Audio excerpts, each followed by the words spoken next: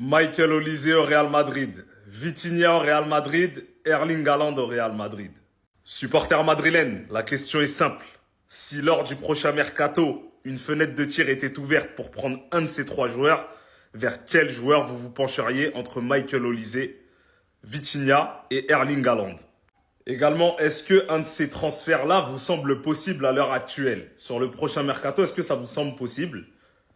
Et contre qui, par exemple, si vous penchez sur Michael Olise, qui vous feriez partir du club?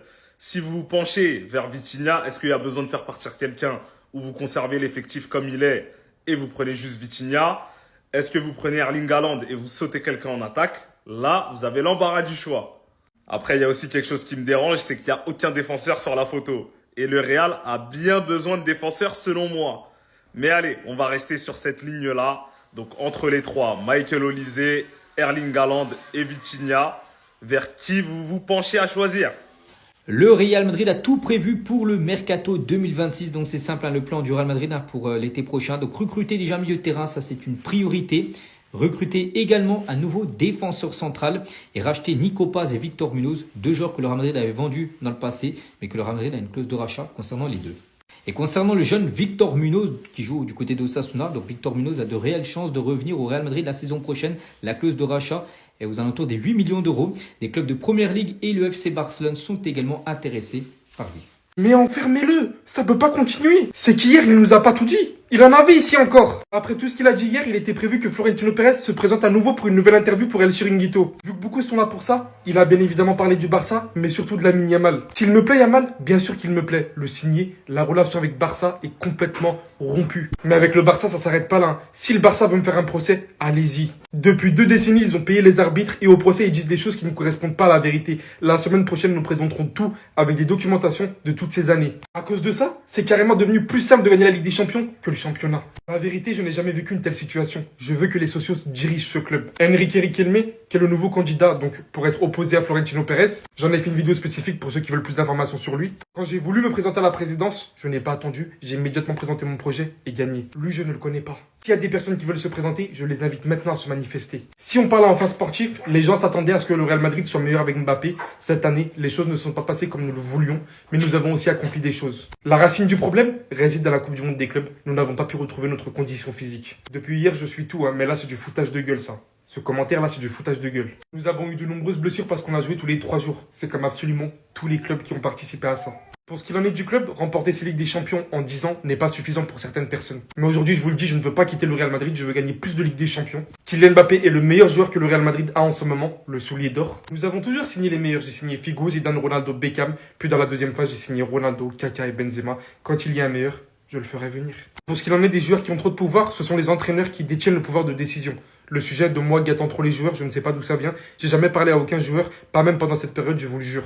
Le renouvellement de Vinicius, je ne renouvelle pas les joueurs. Pour moi, Vini est l'un des grands que le Real Madrid a eu et il a remporté avec nous les 2 dernières Ligues des Champions. Il n'y a pas d'urgence pour qu'il renouvelle la direction sportive, doit en discuter. Et les 2 dernières ont littéralement été grâce à lui. Enfin, de la reconnaissance. Sportivement parlant, bien sûr que nous signerons des joueurs cet été, toujours des signatures excitantes. Quand il y a un bon joueur, je me lance. Xabi Alonso, je n'avais pas tort de le signer, c'était juste une question de circonstances. Nous n'avions pas de pré-saison. Alors pourquoi il a été viré? Les gens sont contre le Real Madrid parce que nous sommes trop puissants. Il y a beaucoup de choses correctes citées, mais franchement, revenir encore une fois sur le Barça et au final ne sortir aucune preuve. Depuis tant d'années de procès, justifier le niveau sportif à la Coupe du Monde des clubs, tout ça, c'est pas sérieux. Madridista, ça bouge beaucoup du côté du Real Madrid depuis les récentes sorties médiatiques de tonton Florentino Pérez. Et là, je viens vers vous ce beau jeudi matin avec quelques actus du côté du Real Madrid. Les élections présidentielles qui ont été officiellement convoquées, quelques détails sur les piliers de la campagne de Florentino Pérez, les premières nouvelles du projet d'Enrique Riquelme s'il accède à la présidence, qui sont très croustillantes d'ailleurs, vous allez voir. Et pour terminer, Idrissa Morita qui pourrait être l'une des premières cibles du prochain entraîneur du Real Madrid. Mais avant de vous parler de tout ça, pour tous les Madrilènes qui ne me connaissent pas encore et qui ne souhaitent rien louper de l'actualité Madrid, ça se passe ici, donc n'hésitez pas à vous abonner. Et surtout, n'oubliez pas de partager la vidéo à tous vos proches qui méritent d'être régulièrement informés sur l'actualité Madrid. Allez, on enchaîne. Pour commencer, c'est officiel, les élections présidentielles ont officiellement été convoquées. Les candidats ont jusqu'au 23 mai pour s'inscrire. Florentino Pérez sera bel et bien candidat pour rester à la tête du Real Madrid. Et au passage, selon plusieurs médias, voici les 3 piliers du plan de campagne de Florentino Pérez si Enrique Riquelme se présente contre lui. Premier objectif, faire revenir José Mourinho. Deuxième, faire revenir Toni Kroos avec un rôle important. Et troisième, signer Enzo Fernandez.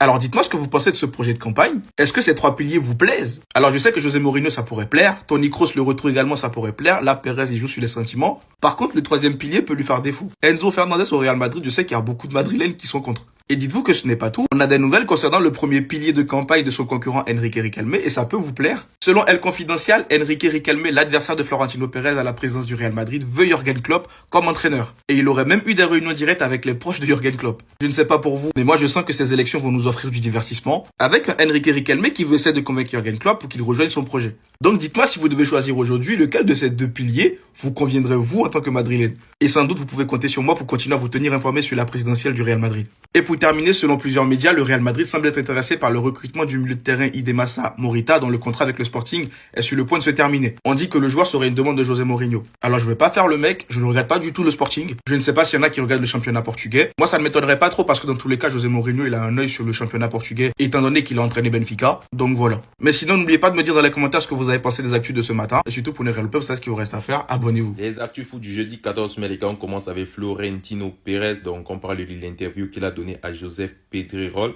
Donc, lorsqu'on critique le Real Madrid par rapport à la saison blanche de cette année, il répond « On a gagné 2 titres la saison dernière, pourquoi ça compte pas maintenant? Nous avons gagné la Super Coupe de l'UEFA et la Coupe intercontinentale, ça compte. » Ensuite, il estime qu'il est plus facile de gagner la Ligue des Champions que la Liga. Il trouve que c'est absurde. Donc, il dit qu'en Liga, ils nous ont enlevé 16 à 18 points cette saison. Donc, voilà, il fait peut-être allusion au match qui aurait été mal arbitré, donc peut-être en faveur des équipes adverses. Bon, voilà, hein, les gars, ce sont les déclarations de Florentino Pérez. Voilà, les gars, il a continué en donnant les raisons de la saison blanche du Real Madrid cette saison. Donc, il a dit, nous mettons ça sur le compte de la Coupe du Monde et des clubs. Nous n'avons pas fait de pré-saison. Nous avons joué tous les 3 jours. Nous avons eu beaucoup de blessures. Voilà, les gars, c'est vrai qu'il y a eu pas mal de blessés au Real Madrid cette saison. Des joueurs qui se sont blessés et se reblessés. Mais pour moi, en toute honnêteté, je ne pense pas que ceci pourrait expliquer la saison blanche du Real Madrid. Il s'est également prononcé sur les rumeurs envoyant l'entraîneur portugais José Mourinho au Real Madrid la saison prochaine. Donc, il remplacerait Álvaro Arbeloa. Donc, il a dit « Je reçois beaucoup de messages. Certains me disent de le signer et d'autres me disent de même pas y penser. Je ne réponds à aucun d'entre eux. » Donc, il préfère entretenir le flou autour de la question de José Mourinho au Real Madrid la saison prochaine. Et je dirais que ceci cache quelque chose. Il a également parlé de la prolongation de Vinicius Junior au Real Madrid. Les gars, on sait que jusqu'ici, les pourparlers n'ont pas abouti à un contrat définitif. Donc, il dit, il n'y a pas de course à renouveler le contrat de Vinicius Junior. Nous avons toute la saison pour discuter. Vous pensez que je suis responsable de tout, mais c'est le boulot du directeur sportif. Florentino Pérez a également avancé qu'il ne parlait pas aux joueurs du Real Madrid. Donc, il a dit, je ne parle à aucun joueur. Je n'ai même pas parlé à Mbappé. Depuis son arrivée, si je le croise à l'entraînement, je le salue. Donc pour tous ceux qui estiment que c'est Florentino Pérez qui donnerait des directives aux joueurs ou bien quoi que ce soit, beaucoup trop de pouvoir. Donc il n'en est rien d'après le président du Real Madrid. Le président du Real Madrid estime également qu'il a toujours eu, ou bien le Real Madrid a toujours eu à signer les meilleurs joueurs. Donc il dit, j'ai signé Figo, Zidane, Ronaldo, le gros, Beckham. Ensuite j'ai signé Cristiano, Kaka. Je suis aussi allé chez Benzema pour le signer.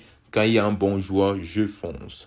On termine donc avec cette capsule à propos de la Ligue des Champions. Donc, il a dit remporter 6 Ligues des Champions en 10 ans n'est pas suffisant pour certaines personnes. Et je suis d'accord avec lui, les gars. C'est vrai que nous sommes beaucoup plus concentrés à critiquer ce qui se fait actuellement. Après, c'est normal. Mais les gars, il ne faut pas oublier quand même que c'est 6 Ligues des Champions en 10 ans. Donc, en 10 participations, les gars, c'est plus de 50%.